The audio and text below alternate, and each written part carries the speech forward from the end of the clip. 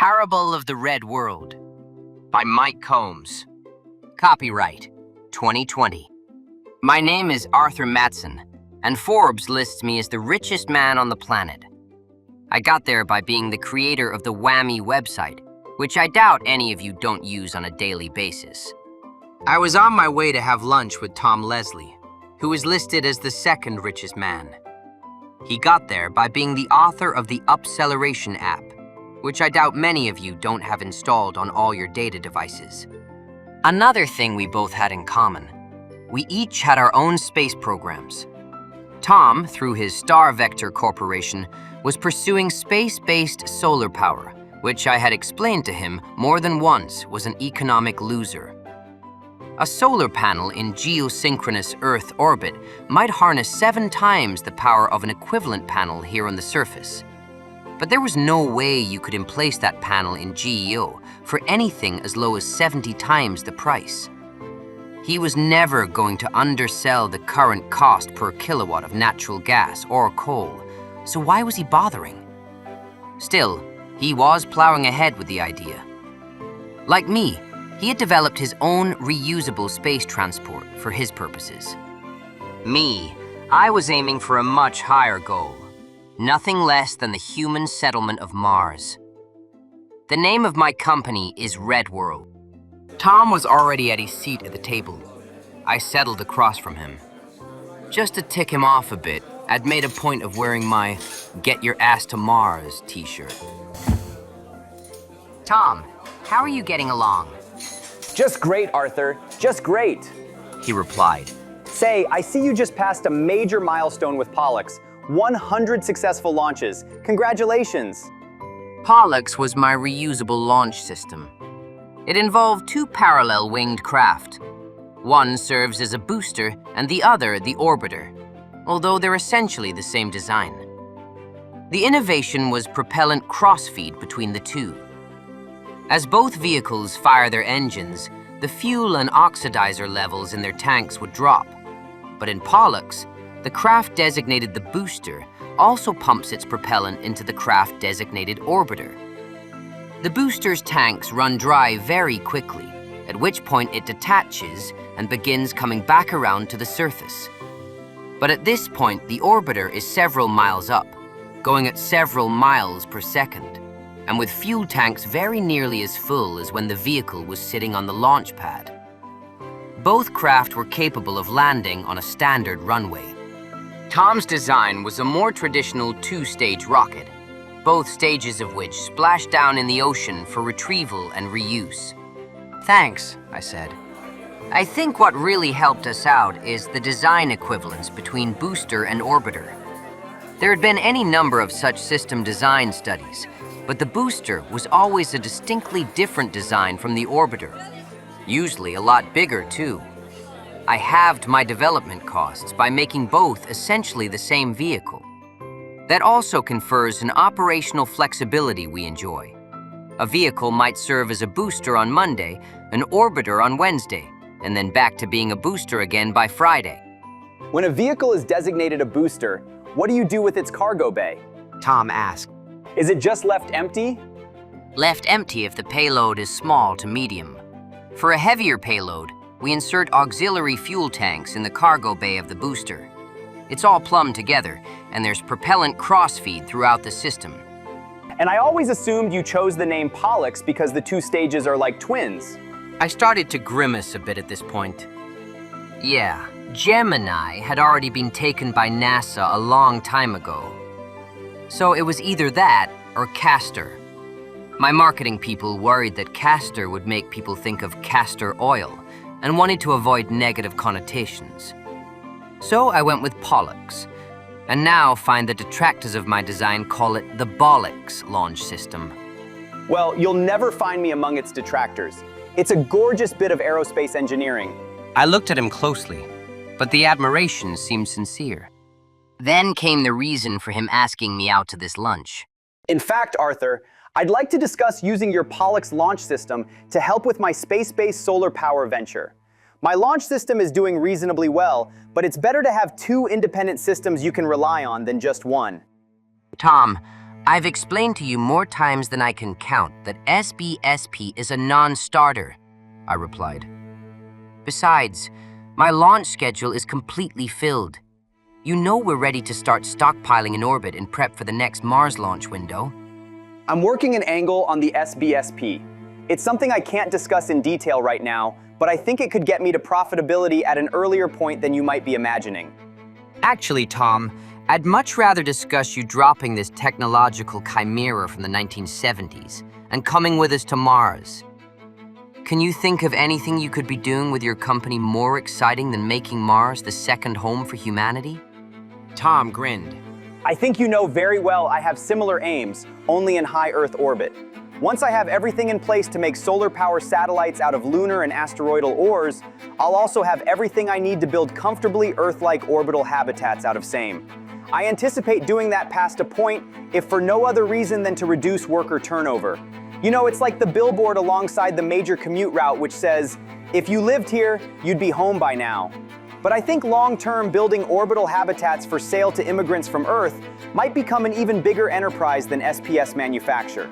We'll end up making the orbital spaces around the Earth a second home for the human race. Before I could even open my mouth, Tom started waving a hand in front of him.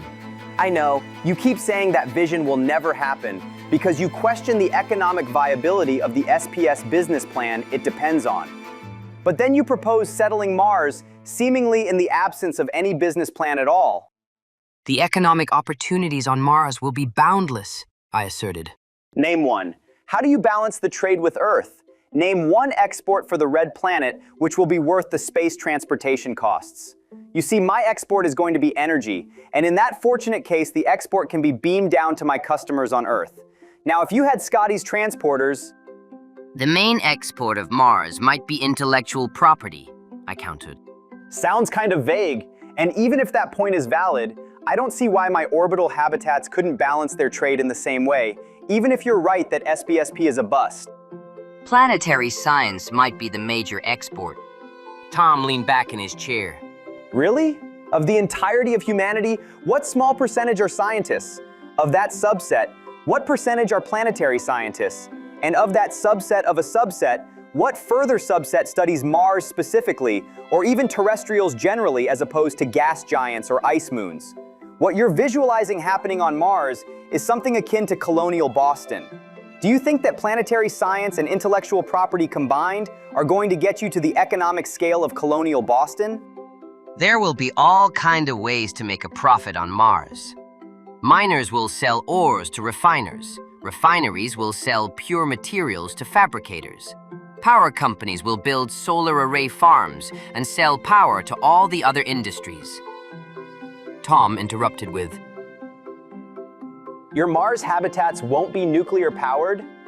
No, I replied. We'd just as soon avoid the political difficulties of nukes. We're going with solar. I'd simply assumed you'd use nuclear. Can you name a single community here on Earth which gets all the power it needs from solar? And how much less likely is it when insolation levels are only 59% what they are here at our distance from the sun? Then factor in the seasonal dust storms. He badly needed to be interrupted at that point, so I gladly did so. The major economic opportunity on Mars will be for the manufacturers making habitats for all of the immigrants from Earth. No, see, you're begging the question there. I don't mean begging the question in the more modern sense of requiring the question, but in the original sense of the phrase. You know, in the sense of you're trying to establish a proposition, but your argument presumes the existence of the thing you're trying to logically establish in the first place. Tom's a bit of a pedant, if you can't tell. You can't say thousands of settlers will flock to Mars to pursue the economic opportunities being created by all of the thousands of settlers heading for Mars. It's circular logic. How do you get to square one? You're putting too much emphasis on economics, I told him. Zubrin said, those who go to Mars will go for hope, not for cash. Even the idealists will still need a job once they get there. Look, you say I emphasize the economics too much, but you're discussing settlement, and whether you choose to acknowledge it or not, settlement is an economic activity. People only uproot their families and leave all their friends for a frontier if they feel that the economic opportunities there are considerably better than where they're presently sitting. Until you can get to that, It's going nowhere. Then Tom seemed to think a bit and pivoted to another point. But let's discuss what percentage of Mars enthusiasts will actually sign up for your settlement program. Do you think it will be a population on a par with the membership of the Mars Society? I think it will be many times that. I assert that it won't even equal the membership count. It's one thing to love Mars enough to send off some dues to get an attractive newsletter. It's another to love it so much that you pull your family away from the rest of the family and every friend they've ever known to go hew a new life out of a rocky wilderness. Do you think life in Earth orbit will be comfortable or easy in the beginning? I asked him. Don't get fooled by all the pretty paintings. Even if you're right about the space islands, life in orbit will be pretty rough before you get to that stage. I'm certain you're right. People will endure the hardship of an untamed frontier, but only in pursuit of economic opportunities which exist there and nowhere else. That's what I'm trying to get space to. Sure, if the population in my orbital habitats never exceeded the membership of the old L5 society, then it would never amount to anything of significance. I expect people with no particular love for space whatsoever to come, just in pursuit of the economic opportunities. You would have to get Mars to that point for the same thing to happen there. That's what I'm trying to get across to you. For the second time, our waitress approached the table, and for the second time retreated to a safe distance as the battle still raged. Deciding to shift to another tack, I told him, "You can't convince me that I'm not going to have a much easier time building livable habitats on Mars than you're going to have trying to do the same in orbital space. Mars is a world. It already exists. You don't have to build it from scratch. Why spend so much time and effort moving stuff around from the moon and from asteroids to this and that orbit, when you could just tweak a planet instead?" Arthur, do you hear yourself? Tweaking an entire world is a feat worthy of the Magrathians. Well, what you're proposing is like building the entire United States out in the middle of the Pacific Ocean. More like building a small Pacific island. He allowed. You talk like there's an advantage for building habitats on Mars, and it's that Mars somehow meets you halfway. But I really don't think it does, not in any meaningful sense. If it had half the air pressure of Earth, then that would make constructing large pressurized environments a lot easier. But the pressure is less than 1%. I think we tend to get fooled by the photos sent back. It's not like the moon. The sky looks as bright as on Earth. It's a different color than we're used to, but that just makes it all very Star Trekian. But the brightness of that sky is misleading. It's mostly due to airborne dust. There's just not a significant difference between engineering for vacuum and for less than 1% atmosphere. On the other hand, that airborne dust will present major problems. We'll both face roughly equal challenges with habitats which are essentially enormous pressure vessels. He continued. The other major challenges will be industrializing from scratch and setting up closed, balanced ecologies, also from scratch. Again, I see the challenges as equal magnitude. On the other hand, my solar energy costs are going to be a lot less than yours since I'm not operating in the shadow of a planet, and those costs are going to factor into the cost of everything else. And there might be manufacturing and construction advantages in having access to zero-G. That's very speculative. Maybe. Oh, hey, here's something, I said. You're going to be surrounded on all sides by hard vacuum. The atmosphere of Mars may be thin, but it's available anywhere on the planet. My habitats can do something yours cannot, which is suck in carbon dioxide from outside, obtaining all of the carbon and oxygen we could ever need. Maybe even useful quantities of nitrogen, too. Well, I'd leave the oxygen out of the discussion. If we're both refining ores, then we're both producing much more oxygen than we'll need. Okay, let's stipulate that whenever I need a certain amount of carbon, I have to mount a mining expedition to a carbonaceous chondritic near-Earth asteroid, whereas you can just suck it in, as you say. Fine, but what percentage of the total amount of material we need is the carbon and the nitrogen? Tom snatched up a napkin and began scribbling numbers on it with a Sharpie. We don't have any 10,000-person habitats for Mars studies, at least not in the level of detail of the old NASA space settlement studies.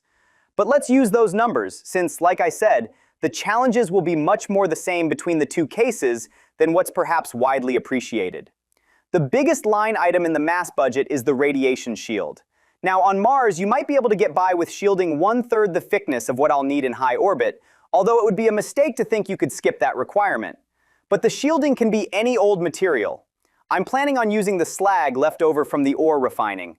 You can use surrounding regolith. So let's base this comparison on the structure itself and its internal furnishings. So that takes us from 10 million tons down to 500,000 tons, which will label habitat structure and atmosphere. The Stanford study had a mass budget line item labeled gas and hydrogen, which I think will cover the nitrogen. That accounts for 21,100 tons. Another is biomass at 5,900 tons, which ought to cover the carbon that you'll instead be able to get from the Martian atmosphere. I watched as a column of digits grew down the napkin. It showed the level of fanaticism Tom had for those antiquated NASA Ames space settlement studies, that he could pull those numbers off the top of his head. So what you're talking about represents something less than 5% of the total mass of what we need. The lion's share of what we'll need is steel, aluminum, concrete, and glass.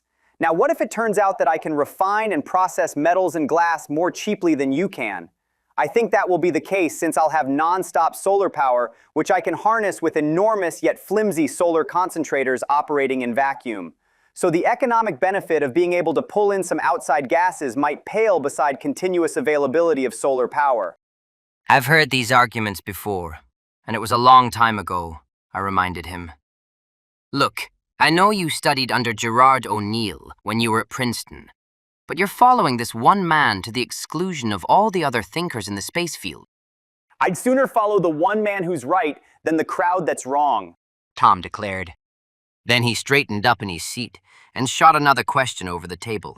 What if one of your Mars colonists wants to return to Earth, maybe just for a visit? If he's been living in 1/3 G for several years or decades, he might find that he can no longer tolerate 1 G. At best, it would be a horribly unpleasant experience. My settlers in orbit should have no problems in this regard because we can always rotate for a full 1 G of centrifugal force. The people who settle Mars will consider Mars their home, I explained. They won't have any desire to go back to Earth. Tom shrugged.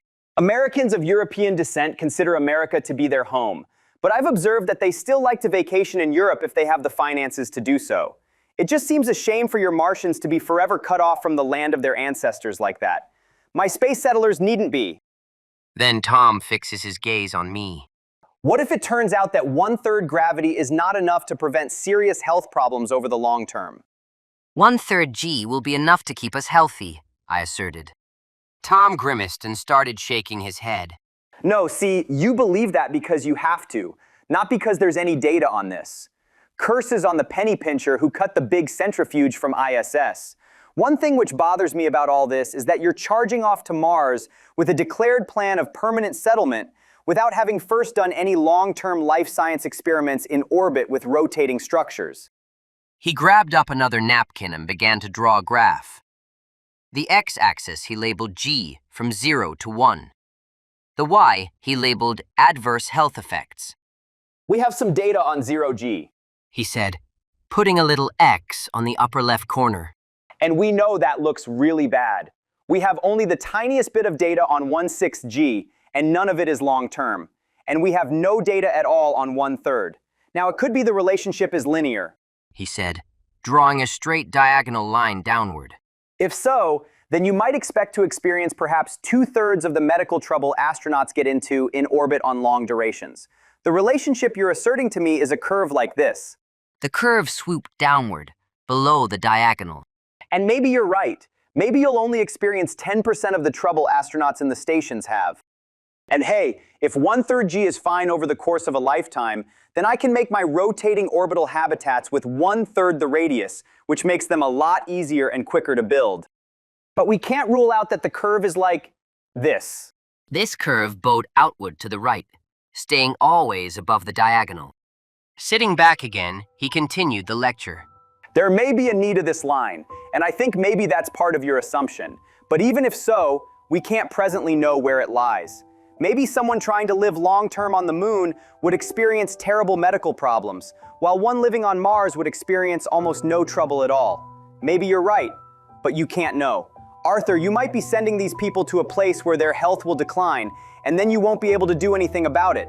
And what about the babies born there? You say 1/3 G will be enough, but that's because the entire dream comes crashing down if it isn't. I pushed back from the table. We'll just have to agree to disagree, I said, and then left. And those are the terms Tom Leslie and I parted on.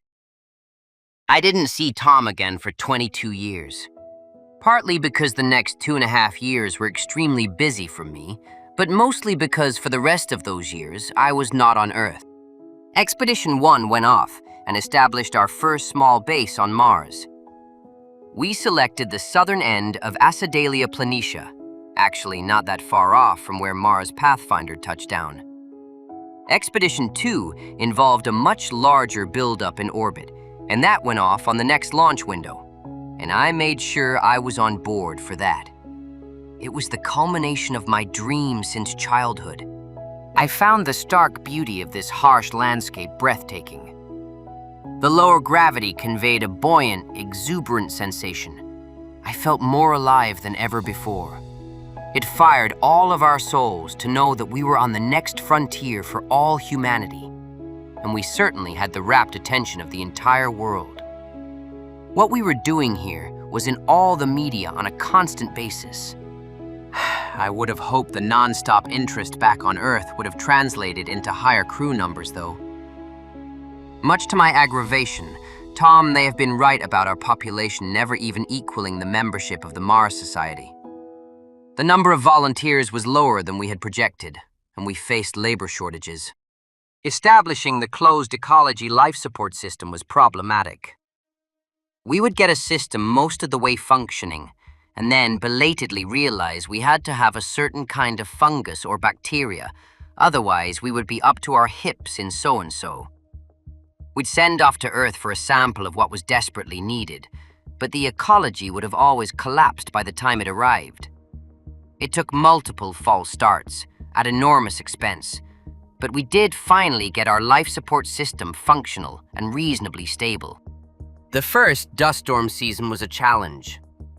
When the dust finally cleared, we found to our dismay that the glass surfaces of our brand new greenhouse were now thoroughly sandblasted and were reflecting away almost half the light. We quietly shelved the plans we'd been working on for a 1,000-person transparent dome colony.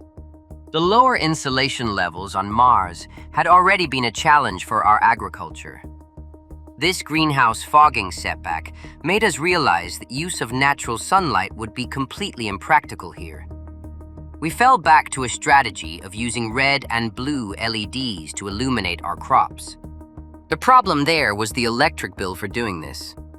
This infernal dust required constant cleaning of our solar arrays, and we'd been power-starved from the beginning. At first, the dusting off of the arrays was a very manual operation, and the labor costs were phenomenal. We implemented some automation into the process, and that helped some. But after the sandstorm season, we saw that our arrays had taken a 21% efficiency hit.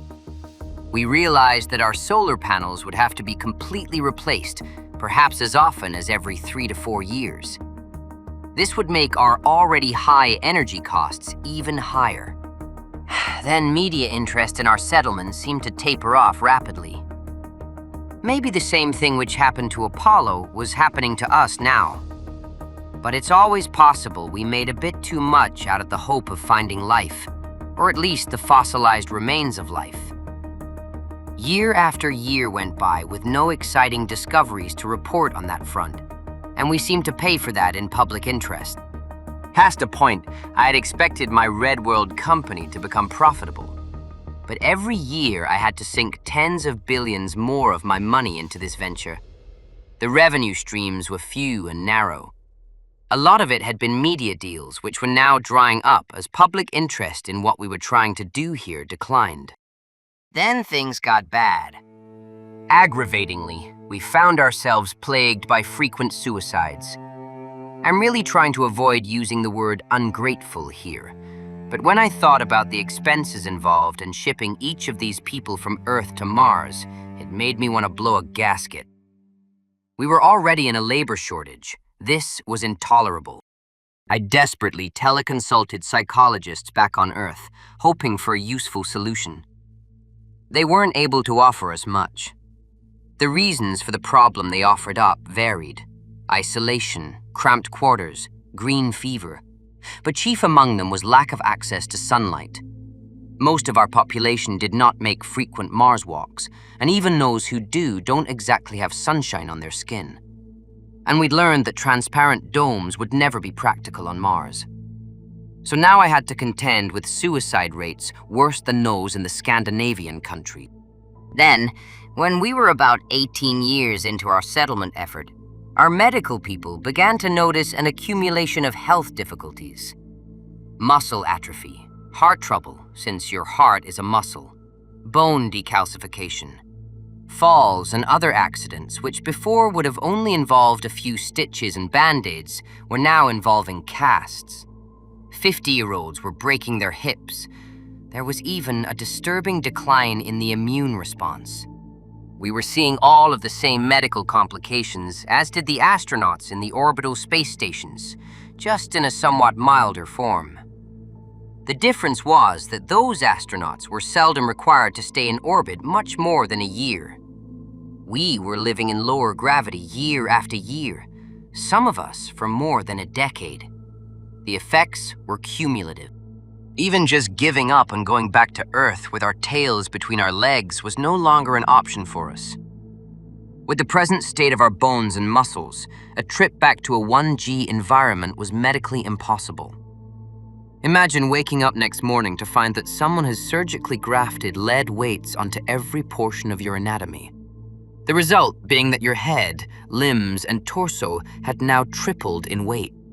No pregnancies among our population yet, thank God. I felt it necessary to declare a strict moratorium on anyone starting their families here, unless we could come up with some solution to our health problems.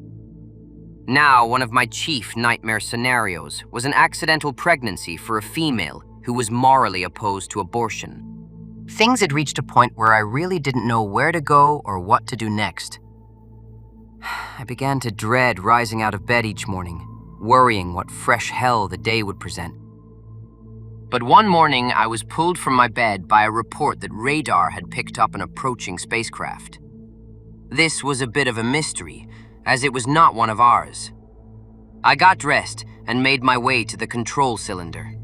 Ortiz was manning the radar console. Kind of a peculiar return. She told me. Long and skinny. Not really like the kind of return I'm used to seeing off a spacecraft. But it's definitely a ship. It's been under a small but continuous acceleration the whole time, and there are other indications of intelligent maneuvering. Definitely aiming for us. And it's substantial. Can we get our biggest telescope on this? I asked the other technicians in the module. In short order, the biggest screen at the front of the room was showing us a view of the object. Most of it was like a long, thin line. And when I say long, I mean several miles. But on looking closer, I could see that the line sprouted rectangular solar arrays both above and below. I finally concluded it was a mass driver being used as a reaction engine. I could even see that they had erected aluminized mylar reflector panels on either side of each solar array, increasing the amount of solar power striking each panel. It was their way of compensating for the weakened rays of the sun at this distance. On the front of the lengthy mass driver was a pair of counter-rotating bolo habitats for crew. Then, ahead of that, was a big cluster of technology festooned with parabolic dishes, spherical tanks, and other complicated-looking structures. The mass driver propulsion system was already making me start to suspect who was behind this when I spotted a Star Vector logo. Incoming signal.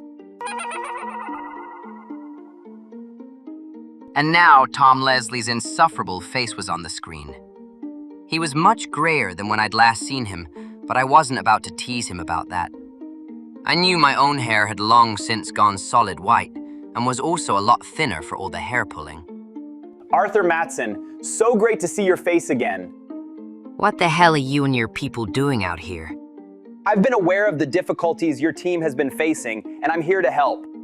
I don't think you'll be able to land that long, skinny monstrosity here at Acidalia Planitia, I told him.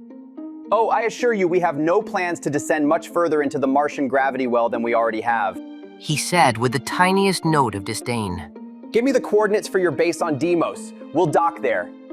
We don't have a base on Deimos, You don't? said Tom with surprise. Why wouldn't you establish a base on a source of raw materials orbiting high up in the gravity well and largely outside the shadow of Mars? Never mind. We'll just pick what looks like the best spot and ground there. How in the world were you able to finance an expedition like this? Oh, the entire thing came in at under $1 billion. He related casually. Star Vector is in the black now. SBSP has been very good to me. Really? Yeah, turns out there is a customer already paying several times the going rate for electricity, the military. They were interested in SPS Energy for their forward bases in enemy territory. It's the only alternative for them to trucks delivering diesel, which is horribly expensive as well as dangerous for their personnel. It's a very small market, but it was enough to get me established. I've since been able to drive my costs down, and we're already starting to make inroads into the broader energy markets now. Is all this news to you? He stopped to ask me. Are you not keeping up with events off Mars? When I'm watching the news and see the Star Vector logo pop up, I make a point of changing the channel, I informed him. Seemingly ignoring the insult, he continued, enthusiasm undiminished. I was also able to get to orbital habitats much more quickly than I'd anticipated due to a couple of technical innovations. We have 3 small habitats up already, and the 4th will be much bigger. The first 3 were only sized for a population of 10,000 each. If I could have crawled through the video transmission to throttle the man, I would have. What he was calling one of his smaller habitats had a population far in excess of my entire base. What got us off to such a rocky start was the closed ecology I mentioned. After I told him a bit about how we would keep realizing there was a microorganism we needed after the fact, he said, Oh, believe me, we went through the exact same thing in the beginning. Really? Yeah, the difference is that when we would send off to Earth for this kind of bacteria or that kind of insect, the emergency delivery could be to us in 2 to 3 days, not 7 to 10 months. That's soon enough to rescue a tottering ecology. He lectured. There's something to be said for the idea of starting the first independent biosphere off the Earth a bit closer to home. Why are you here? I think I have a solution to your problems with the lower gravity. We're going to build you a 1G orbital habitat using raw materials from Deimos. One of our smaller habitat designs should be able to accommodate your entire crew. I hate to tell you this, but that space factory you have on the nose of your spacecraft is not going to have the industrial throughput to build a space habitat in any reasonable time frame. Oh, well that's a replicator. Just give it a source of raw materials and sunlight, and it can reproduce itself. We just keep doubling until we've ramped up to the industrial capacity we need to do the job. But there's something else you're not thinking of, I reluctantly informed him. There's no way we can tolerate 1G of centrifugal force. We can't immigrate to your orbital habitat for the same reason we can't return to Earth. Ah, but you're forgetting that since we make our gravity ourselves, we're in complete control of it. Tom said with intolerable smugness. We'll initially only spin up to a RPM producing 1/3 of a G, even at the equator. But then we slowly and gradually increase the spin until you're at full gravity. My experts tell me that a period of just over 2 years ought to make the transition gradual enough for you to not experience any major problems. But as we get you closer and closer to full gravity, you should find all of your medical problems reversing. Okay, this just might work, Deimos is just barely above Ares' synchronous orbit. Tom continued. So that's where we'll put the habitat. You'll get solar eclipse by Mars a bit more than we get eclipse by Earth in high orbit, but I think it will be manageable. We can arrange for the eclipses to always happen during your night. Since you'll be in a geostationary orbit, you'll even be able to continue your surface explorations via telepresence without any need for relay satellites. The habitat design we plan to use is a more modern version of the old Bernal sphere design. We call it the Utopian Plains model. You're a bastard, I said. You know full well that one of the regions here on Mars is called Utopia Planitia. Now, you're deliberately messing with me, Not at all. said Tom, feigning hurt.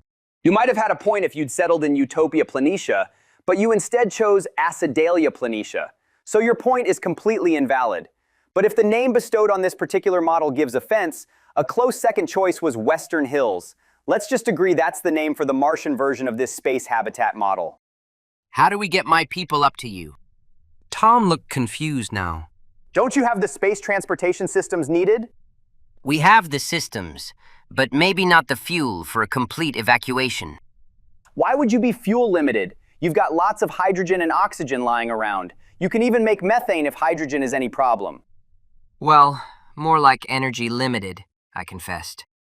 Oh, okay. If I wasn't so stupid, I would have thought of that before. Tom said, managing to combine false modesty with yet another dig. He thought intensely for a few seconds. Then he said, We will be using this space transporter in parts of the operation, but it won't be needed 100% of the time. And as you can see, we've got quite the solar array on this thing. If you guys can build a rectenna on the surface, we can outfit this transporter with a microwave emitter. We'll park an aresynchronous orbit and beam extra power down to you. That should power you enough to help you make the fuel needed. Hey, humanitarian missions to the poor brittle-boned Martians aside, are you sure that you and your people aren't just here to establish a beachhead for a later push into the asteroid belt? I asked warily. Tom chortled, and then said, No, that's not it. We've already been in the belt for over a year now. That's actually what this class of crewed space transporter was designed for. What? Oh, I see. You thought you had the inside track on exploiting the asteroid belt just because you were closer to it. True, you guys would have enjoyed shorter travel times to the belt than we do, but you're at the bottom of a planetary gravity well while we're near the top of one. From a delta V standpoint, we were already halfway to the belt. Fine, I said. Let us know when you have your Battlestar Glodica grounded on Deimos, and we'll start working up the plan. Tom Leslie laughed out loud at my witticism. Then he seemed to grow thoughtful. Am I being mean? I'm trying to be a good person here. Yeah, you're being a real sweetheart, I replied, sighing. But seriously, I am looking forward to mixing it up with you again. I know we can do some great engineering together. I found myself actually meaning that. You bet! I'm looking forward to it too. See you in a bit. And then the face of the apostle of Gerard K. O'Neill was gone from the screen. I turned to the people around me and said, Well, I guess we're all Jerry's kids now.